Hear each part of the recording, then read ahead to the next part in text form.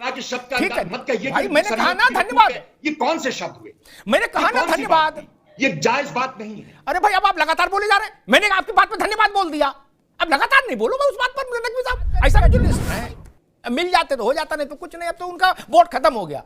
ये कौन कह रहा? कांग्रेस जिसके पास 2% वोट बचा, वो 13% वाली का नाम लेने का साहस सिर्फ मायावती ने आज दिखाया, और किसी ने दिखाया गया? मायावती का अयोध्या मंदिर बन रहा है, वो भी अच्छा है, हमारी उसमें कोई आपत्ति नहीं। और जब बाबरी मस्जिद बनेगी, ऐसा कोई कार्यक्रम होगा, तब भी हमारी।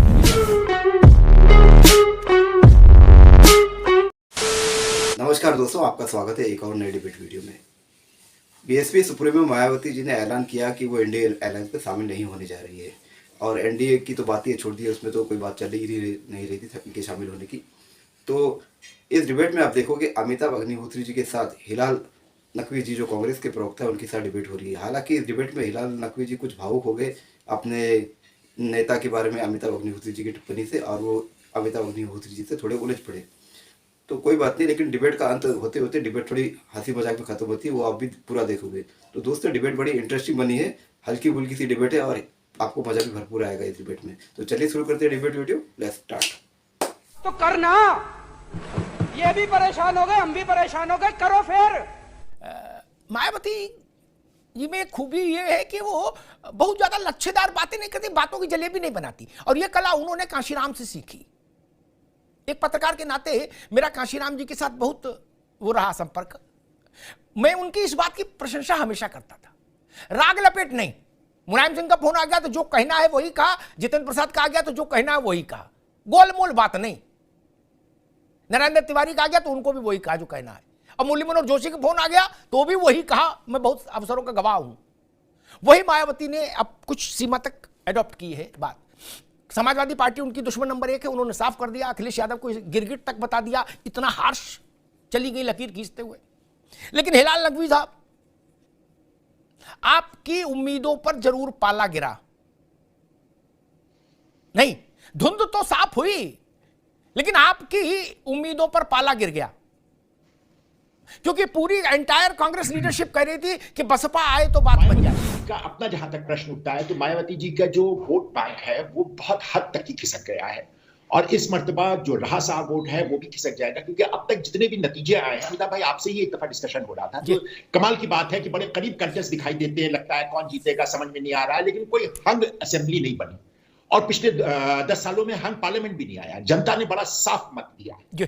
तो यहां पर वो वोट जो कि भारतीय जनता पार्टी के साथ नहीं था, जो बहुजन समाज पार्टी के साथ था, तो निश्चित रूप से वो वोट जो है वो इंडिया गठबंधन के साथ आना चाहिए। ये कह देना कि 100% आ जाएगा तो जाहिर सी बात है, ये कहना तो एक अपने आप में बेमानी बात होगी, लेकिन इसके अंदर मुख्य रूप से जो उनका वोट है वो इंडिया गठबंधन के पास ही आएगा। इससे भारतीय जनता पार्टी को कोई बहुत फायदा नहीं होगा। अमिताभ भाई एक सेकेंड अगर दे तो हम आपको एक छोटी सी उदाहरण दें। वो जो लोग साइंस के स्टूडेंट है वो जानते हैं कि एक चीज होती है कैटलिस्ट, जिसको हम लोग कहते हैं उत्प्रेरक।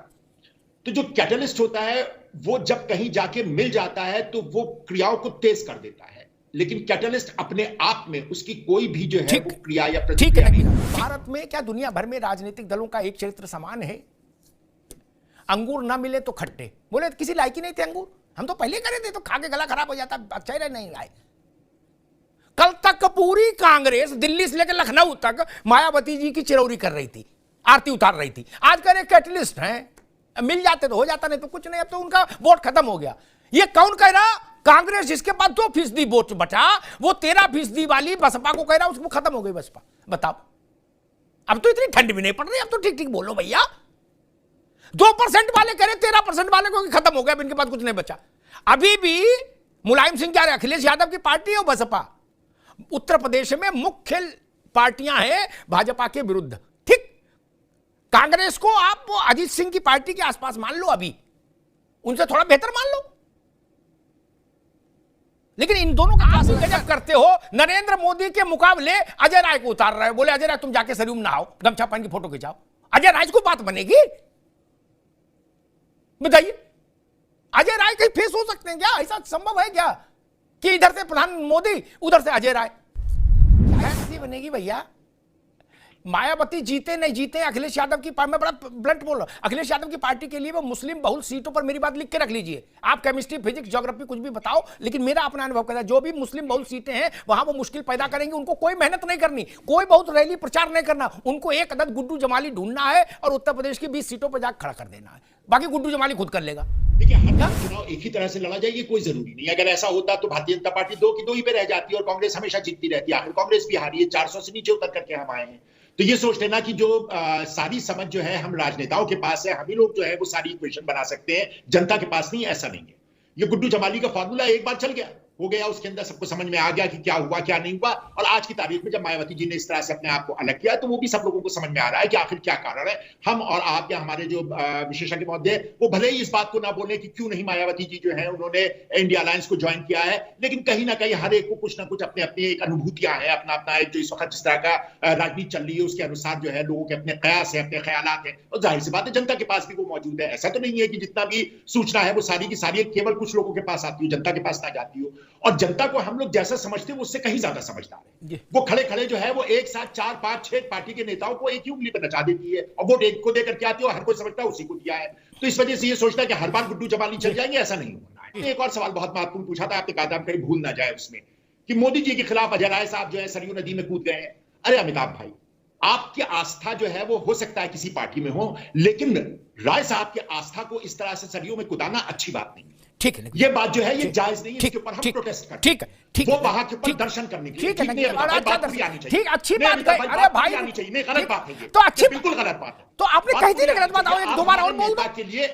नहीं अमिताभ भाई, आप हमारे नेता के लिए ऐसे शब्दों को बोलेंगे तो हमें जवाब देने का अधिकार है। अरे भाई, फायदा क्या यहाँ बैठने का? आप तो अपना कार्य जो है वो पूरी ईमानदारी से करो, हिलाल भाई, करने दे अमिताभ भाई, तो जायज बात नहीं है। ठीक, आप मेरी बात से असहमत है, आपने असहमति जता दी, बात खत्म हो गई। नहीं, बात खत्म नहीं हुई, हमको ऐसे ही होगा, ऐसे ही खत्म होगी। 2 लाख जनता भी तो देखेगी। ठीक है भैया, अरे रुको, हमारी बात पूरी आने दीजिए। आगे बात, आगे नकवी साहब, आगे आई है हमारी बात, नहीं आई है हमारी बात। अच्छा पूरी कर लो भैया, हमारी बात पूरी आने दे। हाँ पूरी कर लो। जो आपने ये बात कही उससे हम असहमत हैं। ठीक है, धन्यवाद। वहां के ऊपर धन्यवाद। सरयू नदी में नहाने गए, उसके बाद में फिर वहां दर्शन करने। ठीक है, धन्यवाद। वो उनकी आस्था और उनकी आस्था को आप राजनीति से बचाइए। बिल्कुल उनके लिए इस तरह के शब्द का मत कहिए। भाई मैंने कहा ना धन्यवाद, ये कौन से शब्द हुए? मैंने कहा ना धन्यवाद, ये जायज बात नहीं है। अरे भाई अब आप लगातार बोले जा रहे हैं, मैंने आपकी बात पर धन्यवाद बोल दिया, अब लगातार नहीं बोलो मैं उस बात पर। नकवी साहब ऐसा भी जुल्म मत करो भाई। अमिताभ भाई बात तो पूरी आनी चाहिए ना। आ गई पूरी, कितनी बात दोहराओगे यार, इतनी बार तो खुद अजय राय नहीं बोलेंगे अपने बारे में जितना आप बोल दिए।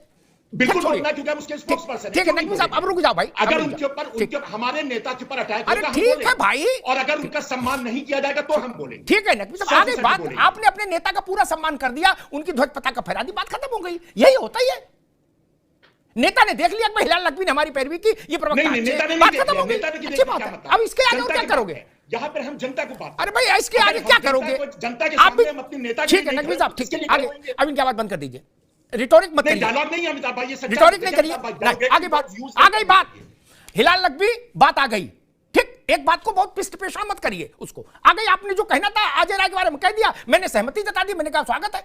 अब उसको क्या सत्यनारायण कथा तरीके थोड़ी बाचेंगे ना, इतना बड़ा इवेंट है मेरे लिए।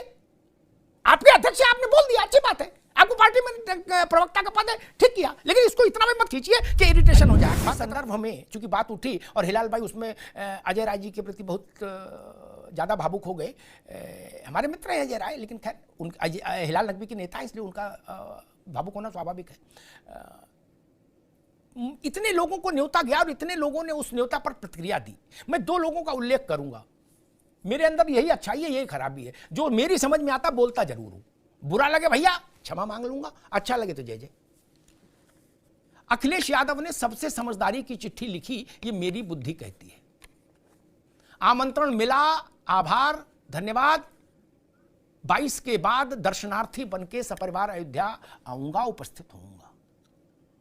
ये पॉलिटिकली सबसे करेक्ट चिट्ठी। मैं उतना भी थेतर नहीं हूं कि कहूंगा अयोध्या का पॉलिटिक्स से मत करिए, ऐसा वैसा, ये सब फर्जी बातें।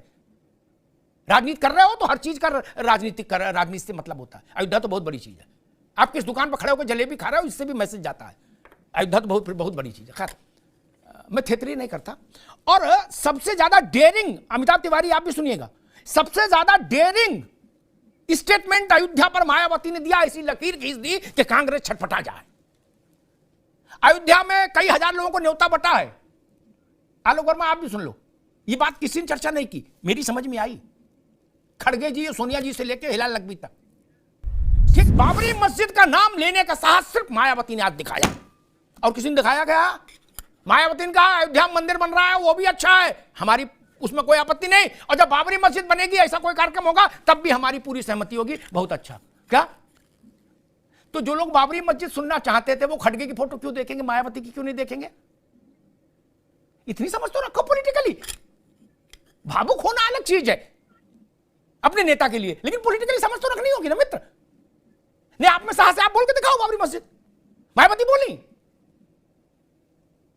खड़गे जी से बोले, सोनिया जी से बोले बाबरी शाहदाव केवल मस्जिद बोल के दिखा दो, नहीं देख बोल सकते ना। तो फिर इधर वालों के साथ भी नहीं, उधर वालों के साथ भी नहीं, इसीलिए मैंने कहा बीच में काहे को सरयू में ठंड में नहाओ।